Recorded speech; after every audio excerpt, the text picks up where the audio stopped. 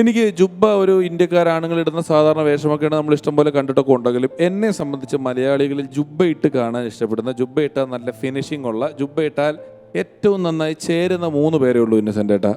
ആരൊക്കെയത്? ഒന്ന് K M. Mani sir, 2 ദാസേട്ടനാണ്. ദാസേട്ടനെ നമ്മൾ ജുബ്ബയിട്ടേ കാണാറുള്ളൂ, നല്ലൊരു അഴകാണ്. 3ാമത് ഇന്നസെന്റ് ഏട്ടനാണ്.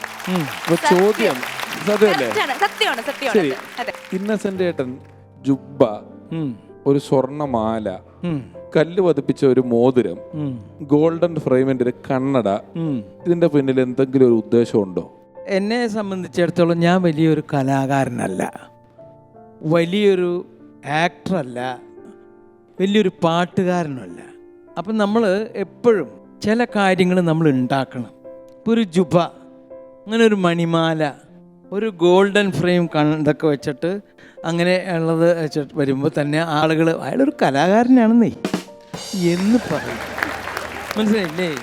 അതല്ല എന്നുള്ള ബോധം എനിക്കുള്ളത് കൊണ്ടാണ് ഞാൻ ഈ പണി റെഡിയാക്കി വെച്ചിരിക്കുന്നത്. സപ്പോർട്ടിന് വേണ്ടി എടുത്തിട്ടേക്കാണ്. അത്രയേ ഉള്ളൂ, അല്ലാണ്ട് വേറെ ഒന്നുമല്ല. പിന്നെ വേറൊരു കാര്യം, ഈ ജുബയ്ക്ക് ഏതാണ്ട് നല്ല നീളമുണ്ട്. അപ്പോൾ ഈ സിനിമയിലൊക്കെ അഭിനയിക്കുന്ന വല്ല തിരക്കിലൊക്കെ പെട്ട് ആരെങ്കിലും മുണ്ട് വലിച്ചുകൊണ്ട് പോയാലും ജുബ്ബ രക്ഷിക്കും. ജുബ നമ്മൾ, അതുകൊണ്ട് ഞാനും ഒരു ജുബയാക്കുന്നതാണ് നല്ലത്.